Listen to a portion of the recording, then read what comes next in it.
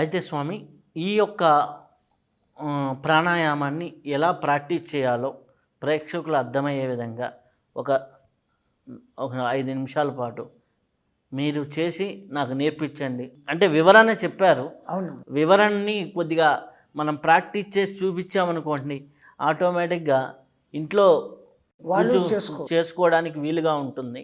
ఎందుకంటే ఫైనల్గా మన ఎపిసోడ్ యొక్క లక్ష్యము విని గమ్ముగా ఉండటం కాకుండా సాధనలోకి వెళ్తూ ఉంటే, ఆ సాధనా పరులు తయారవుతూ ఉంటే ఆయువు ఆరోగ్యాలు అందరికీ ఉంటే ఆనందం ఈ ప్రపంచానికి. ఈ రెండు బాగుంటే మానవుడు డబ్బు సంపాదించుకోవడం పెద్ద మాట కాదు కాబట్టి మూడోది ఆటోమేటిక్గా వచ్చేస్తుంది. ఆనందం అనేది సహజంగా కలుగుతుంది. కొద్దిగా ఎక్కువ సాధన చేసేవాడికి ఆటోమేటిక్గా మోక్ష సాధన వైపు వెళ్తాడు. కాబట్టి ఇప్పుడు మీరు ఒకసారి ఆ ప్రాణాయామం ఎలా ప్రాక్టీస్ చేస్తున్నారు, ఎంతసేపు తీసుకున్నారు, ఎంతసేపు ఉంచుతున్నారు, ఎంతసేపు వదులుతున్నారు, నేను అదే ప్రక్రియని నేను కూడా చేస్తాను. ఆటోమేటిక్గా చూసే వాళ్ళు కూడా ఆ ప్రక్రియని నిత్యం కూడా ప్రాక్టీస్ చేసుకునేదానికి వీలుగా ఉంటుంది. ఇది స్వామి, ఈ యొక్క ప్రాణాయామం చేసేటప్పుడు ఏమన్నా నియమాలు ఉంటాయా? పూర్తి కడుపు నిండి ఆ ఫుల్ పొట్టతో ప్రాణాయామ సాధన చేయరు. తిన్న 3-4 గంటల తర్వాత చేయొచ్చు. అన్నిటికన్నా ఉత్తమమైన కాలం ఏమంటే మనం 7-7:30 రాత్రిపూట భోంచేసేసి 8-9 వరకు ఏదో మాటలు వ్యవహారాలు చూసుకొని 9కంతా పడుకుంటే 6 గంటల నిద్ర ఒక మానవుడికి హ్యాపీ. 7 అనుకోండి, అప్పుడు 4 గంటలకు లేయచ్చు. 7 గంటల సంపూర్ణ నిద్ర అవుతుంది. లోపల అన్ని అంగాలకు ప్రతి కణానికి పరిపూర్ణ విశ్రాంతి దొరుకుతుంది. అప్పుడు లేచి మలమూత్ర విసర్జన చేసుకొని స్నానం చేసి ఆ సమయంలో ప్రాణాయామం చేస్తే అతి ఉత్తమమైన కాలం అది. అందుకే మన పూర్వీకులు మనకు బ్రహ్మముహూర్త కాలము అంటారు. మా గురువులు కూడా ఏం చెప్పారు, ప్రతి మానవుడు పాపం 3:30కు లేయలేడు. కనీసం సూర్యోదయానికి ముందు 1 గంట ముందు లేస్తే 15 నిమిషాల్లో కాలకృత్యాలు స్నానం అయిపోతుంది. ఆ అద్భుతమైన 45 నిమిషాల సేపు కనుక సాధన చేసుకొని మొదలు పెడితే తనలో జరిగే మార్పుల మూలంగా తనే ఇంకా ముందు లేచి ఇంకా చేయాలని కోరుకుంటాడు. ఏ మానవుడికైనా ఒక పదార్థం రుచి తెలియకముందు దాని విముఖత వహిస్తాడు. రుచి తెలిసినాక ఇంకా పెట్టు అంటాడు. అది తర్వాత జరిగేది. ఇప్పుడు మీరు అడిగిన ప్రాణాయామ క్రియ చెప్పాలా అంటే ఇంతకుముందు చెప్పిన లెక్కలకులోకి పోతే మన ధ్యాస లెక్కల మీద ఉండిపోతుంది. 1 ఓం 2 ఓం అంటే ఇదేం జరగదు. శ్వాస పొడుగ్గా తీసుకుంటాం. మొదట్లో మీరు స్టాప్ వాచ్, సెకండ్స్ వాచ్ పెట్టుకుని దాని దిక్కు దృష్టి పెట్టి ఎంత నెమ్మదిగా 2 ఊపిరితిత్తులు సంపూర్ణంగా నిండేంత గాలి తీసుకోవటం. ఇట్లా ముందు లోపల ఉన్న గాలిని వదిలేయాలి. ముందు చంద్రనాడి ద్వారానే తీసుకోవాలి. ఇక్కడ ఇంకొక మాట కూడా చెప్పాల్సి వస్తుంది. ఈ గాలి తీసి వదిలేటప్పుడు మేము ఒక ముద్ర ఉపయోగిస్తాం.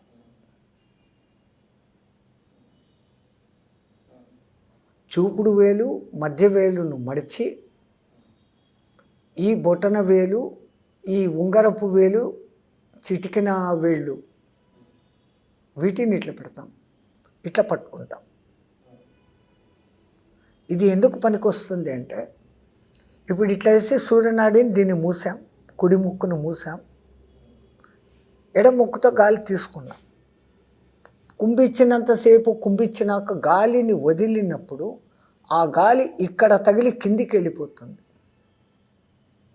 మళ్ళీ వెంటనే గాలి పీల్చినప్పుడు మనం వదిలిన గాలే మనకు రాకుండా ఉండేదానికి ఈ స్లోప్ సిస్టమ్ అనేది పెట్టారు.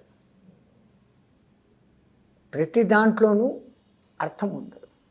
సో ఇప్పుడు ఈ ముద్ర పెట్టి బొటన వేలుతో కుడి ముక్కును మూసాం, సూర్యనాడిని, చంద్రనాడి అనబడే ఈ ఎడమ ముక్కును దీని ద్వారా గాలి తీసుకుంటున్నాం.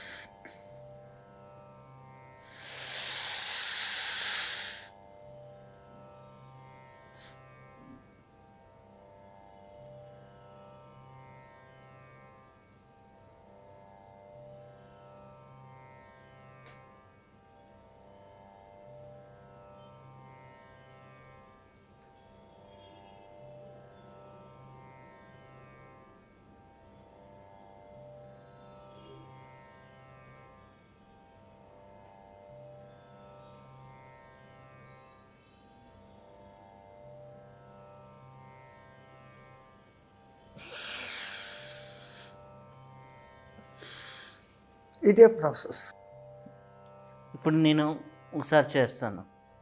అంటే కుడి ముక్కును మూసి ఎడమ ముక్కులో నుంచి తీసుకొని కుంభించినంతసేపు కుంభించి మళ్ళీ కుడి ముక్కు నుంచి వదలాలి. తీసుకోవడం నెమ్మదిగా, ఊపిరితిత్తులు మొత్తము నిండి ఆ నిండుతు తీసుకుంటున్నంతసేపు మీ పొట్ట కూడా ముందుకొచ్చి ఉబ్బుతుంది. అంటే గాలిని మీరు భావన చేయాలి. కేవలం ఇది ఊపిరితిత్తులకే కాదు, మీరు గమనించుంటారు. ముందు తీసుకొని నేను మళ్ళీ రెండోసారి ఎగశ్వాస పీల్చాను. మళ్ళీ చూడండి ఒకసారి.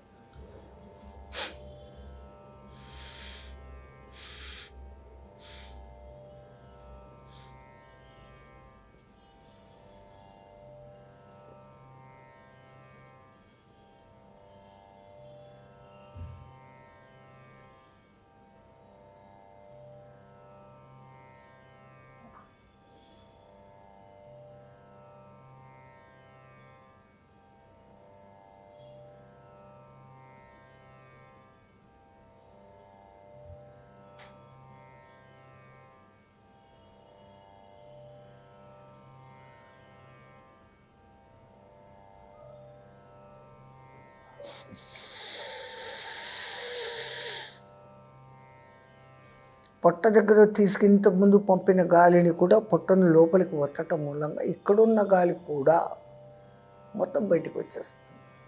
ఇప్పుడు నేను ప్రాక్టీస్ చేస్తాను. ప్రయత్నం చేయండి. ఫస్ట్ కుడి ముక్కును మూసేస్తున్నా.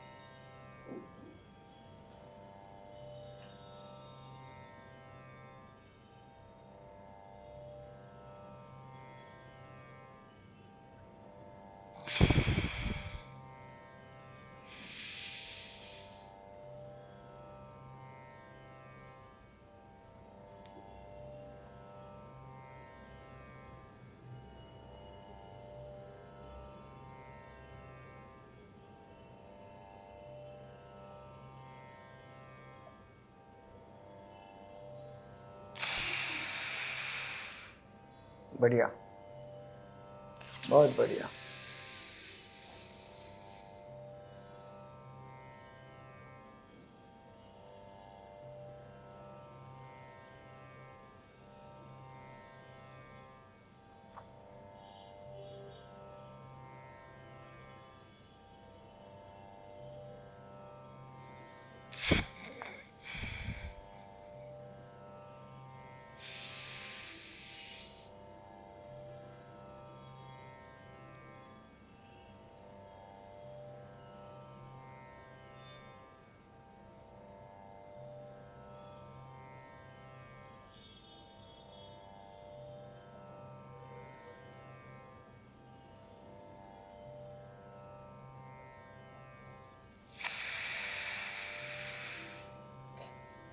బడియా.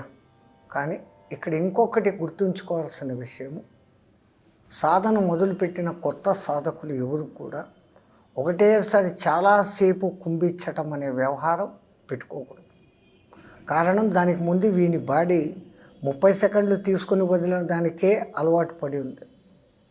మొదట ఒక 30 సెకండ్ల సేపు కుంభించటం ఒక వారం 10 రోజులు చేస్తే ఇంతకు ముందుటికి ఇప్పటికీ ఈ బాడీలోని ఈ లంగ్స్, ఈ పొట్ట దానికి అకస్టమేషన్, దానికి అలవాటు పడతాయి. మెల్లగా అంటారు మీ తెలుగులో, సాధనమున్న పనులు సమకూరు ధరలోన విశ్వదాభిరామ వేణురమల. సాధన చేస్తే ఎవ్రీథింగ్ పాసిబుల్. లాంగ్ జంపర్ ఉంటాడు, ఒకే దినం 35 అడుగులు దూడడం లేవాడు. ముందు 20 అడుగులు తుక్కుతాడు, 10 సార్లు ప్రయత్నం చేసినాక 21 అడుగు అవుతుంది. ఇంకో 10 దినాలు ప్రాక్టీస్ చేసినాక 22, 23, ఆఖరికి అందరికన్నా ఎక్కువ వరల్డ్ రికార్డ్ అని వస్తాడు. తో ఏది కూడా తొందరపడి ఒకే దినం సాధించేసుకోవాలా, నాకేదో ఈరోజే వచ్చేయాలా అని ఉండకూడదు. బాగా గమనించాల్సిన అంశం, ఊపిరితిత్తుల్లోకి తీసుకున్న తర్వాత ఇప్పుడు నేను తీసుకుంటున్న గాలిని నా కడుపులోకి పంపుతున్నాను అన్నటువంటి భావన. మనిషి ఎంత భావన చేస్తే అంత గొప్పగా ఆ పని జరుగుతుంది. అందుకే జగన్మాతను మనము భావనాగమ్య అంటామే తప్ప ఆమెను మేరుగా చూడలేం. మన భావన ఎంత గొప్పగా ఉంటే యద్భావం తద్భవతి, యాదృశీ భావన తస్య సిద్ధిర్భవతి అంటాను. ఈ సాధన అన్నిట్లో కూడా ముందు మన భావన, నేను ఈ ప్రాణాయామం చేయటం మూలంగా నేను ఇంతకు ముందులాగా కాకుండా నా ఆయుష్ పెరుగుతుంది, నాలోని కణము ఆరోగ్యవంతమవుతుంది, నాడుల ద్వారా నా షట్చక్రాలు పూర్తిగా తమ శక్తి సామర్థ్యాలకు తగినంత పనిచేస్తున్నాయి, జరుగుతుంది ఇది అన్నటువంటి భావన బలంగా పెట్టుకొని చేస్తూ పోతూ ఉంటే పోను మీ కుంభక స్థాయి స్థితి 30 సెకండ్ల నుంచి 40కి, 50కి, 60కి, 70కి, 80కి, 90కి 1.5 మినిట్. ఇంకా సాధన చేస్తే 3 నిమిషాలు కూడా ఉండవచ్చు. నేను ఇక్కడ చూపదలుచుకోలేదు, అది చూపవలసింది కాదు. సాధన మీద ఎవరు వాళ్ళు పెంచుకోవాల్సిందే. చేస్తున్నది ఇంకోళ్ళకు చూపించేదానికి గొప్ప కోసం కాదు ఇది. ఎవరికి వాళ్ళు ఉద్ధరించుకోబడి వాళ్ళు ఆయువుతోనూ ఆరోగ్యంతోనూ ఉండేదానికి. తొందరపడి నేను వాడెవడో సాధించేశాడు నేను సాధించుకోవాలా అనుకుంటే అంతా భ్రష్టమే. నిదానంగా slow and study win the race అంటారు. మీకు రోజు మినిమం కూడా ఒక 20 శ్వాసలో 30 శ్వాసలో ప్రాక్టీస్ చేస్తే ఆటోమేటిక్గా అక్కడి నుంచి ఆటోమేటిక్గా ప్రాక్టీస్ అనేది ప్రతి ఒక వారము మామూలుగా ఒక 15-20 సెకండ్లు బంధించి పెట్టడం. స్టాప్ వాచ్ కొంచెం కొత్తలో పెట్టుకోవాలి. తర్వాత మీ శరీరానికి అనుసంధానత అనేది జరిగిపోతుంది కాబట్టి మీరు ఈజీగా చేసుకోగలరు. ఇలా చేస్తూ ఉంటే ఓ పక్క నాడీ మండలం శుద్ధి, రెండో పక్క సెల్స్లో ఉన్నటువంటి కార్బన్ అంతా బయటకు వెళ్ళిపోతుంది కాబట్టి ఆరోగ్యము, ఓ పక్క ఆరోగ్యము సిద్ధిస్తుంది, రెండో పక్క ఆధ్యాత్మికంగా కూడా సాధన అవుతూ ఉంటుంది. ఆధ్యాత్మిక సాధన ఎప్పుడైతే ఓంకారం అనను మొదలు పెట్టామో విశ్వమంతా ఉన్న శబ్దం అదే. మొన్నటికి మొన్న సైంటిస్టులు కనిపెట్టారు, సూర్యుడి నుంచి వచ్చే శబ్దాన్ని చూశారు. వేల కాంతి సంవత్సరాల దూరంలో ఉన్నటువంటి మన బ్లాక్ హోల్, మన మిల్కీ వే బ్లాక్ హోల్, దానికి పక్కనే ధనుర్రాశి ఉంది స్వామి. ఎంత మన పూర్వీకుల ద్రష్టత్వము. ఆ ధనుర్రాశి యొక్క బాణము వాడి ఇట్లా విల్లు ఎక్కుపెట్టినట్లు ఉంటాడు. ఆ విల్లుకు నేరుగా మీరు చూసారంటే అక్కడ మిథున రాశి ఉంటుంది. అంటే ఆ బ్లాక్ హోల్ అనబడేది ఒక పరమాత్మ శక్తి అనుకుంటే ఈ గ్రహంలోకి ఈ లోకాన్ని ఈ ఉన్న నక్షత్రాలన్నిటినీ ఒక పద్ధతిగా నడిపే వ్యవస్థ అక్కడ ఉంది అనుకుంటే అక్కడి నుంచి ప్రాణము అనేది ఆ బాణము ద్వారా ఈ దంపతులు అనబడేటువంటి స్త్రీ పురుషులకు చేరుతుంది, జన్మలు జరుగుతూ ఉన్నాయి. సమసప్తకాలు కదా జ్యోతిష శాస్త్రం ప్రకారం. బడియా ఇంకా మీకు నేను చెప్పాల్సింది లేదు. ఎంతటి మన వాళ్ళ దూరదృష్టి చూడండి. మనం 12 కనుక్కున్నాం, వాళ్ళు కూడా జోడియాక్ 12 అంటారు. ఇంగ్లీష్ వాళ్ళ జోడియాక్ కూడా 12. ఎక్కడున్నా జోడియాక్ 12. వాడు తేడాల్లా ఆ ఏంటంటే పేర్లు కూడా ఎంత సక్రమంగా ధనుర్రాశి. ఇది సరిగ్గా మిల్కీవే గెలాక్సీలో ఆ ఉన్న మిల్కీవే గెలాక్సీ సెంటర్లో ఉన్న బ్లాక్ హోల్ దగ్గర ఉంది. ఇప్పుడు ధనుర్రాశి దాటంగానే మకర సంక్రమణం ఉత్తరాయణం, బస్. మిథున రాశి దాటంగానే కర్కాటకంలోకి ప్రవేశించడం దక్షిణాయనం. ఉత్తరాయణ దక్షిణాయన గమనాలన్నీ కూడా అక్కడి నుంచే మొదలవుతాయి కదా. ఇప్పుడిప్పుడు వీళ్ళు కనిపెట్టి సరిగ్గా అక్కడే ఉంది ఆ ధనుర్రాశితో ఈ బ్లాక్ హోల్ అనేది ఎందు లోపలికి అన్నిటినీ మింగేస్తుంది కాదు. ఈ బ్లాక్ హోల్ యొక్క 2వ తోక కొన్ని కోట్ల కాంతి సంవత్సరాల దూరంలో ఉంది. తనలోకి తీసుకున్న పదార్థాన్ని తీసుకునేసి తిరిగి తన తోక ద్వారా ఇంకో దిక్కు దాన్ని పునఃప్రొడక్టివిటీ చేస్తుంది. ఆధ్యాత్మిక పరంగా చెప్పాలంటే మనకు అమ్మవారికి 5 శక్తులు ఉంటాయి. సృష్టి స్థితి లయలు కాకుండా తిరోధాన అనుగ్రహం అనే 2 శక్తులు ఉన్నాయి. తిరోధానం అంటే అక్కడికి ఆ బ్లాక్ లోపలికి తీసేసుకోవటం, తీసుకున్న దాన్ని మళ్ళీ మాడిఫై చేసి రెక్టిఫై చేసి ఏ పార్ట్ ఏం చెడిందో చూసి తిరిగి అత్యద్భుతంగా ఇంకో దిక్కు నుంచి తాన్నే మళ్ళీ బయటికి పంపుతాను. అది అనుగ్రహం అంటున్నాం. ఉన్నదాన్ని సృష్టి స్థితి లయలు. తిరోధానము అంటే అనుగ్రహం, తిరోధానం అంటే మొత్తం తనలోకి తీసుకోవడం, తీసుకొని తిరిగి బయటికి ఇవ్వటము అనుగ్రహం. ఆ ఇచ్చేటప్పుడు ఇంతకుముందు జన్మల్లో వాడు ఏం చేశాడు, ఈసారి వాడిని ఎక్కడికి పంపాలా, ప్రమోషన్లు, డిగ్రేడేషన్లు అక్కడ జరుగుతాయి. అడ్వాన్స్ పీస్ లాగా. ఇప్పుడు ఒక టెక్నాలజీ వస్తే దానికి అడ్వాన్స్ ఎట్లా ఉందో అలా.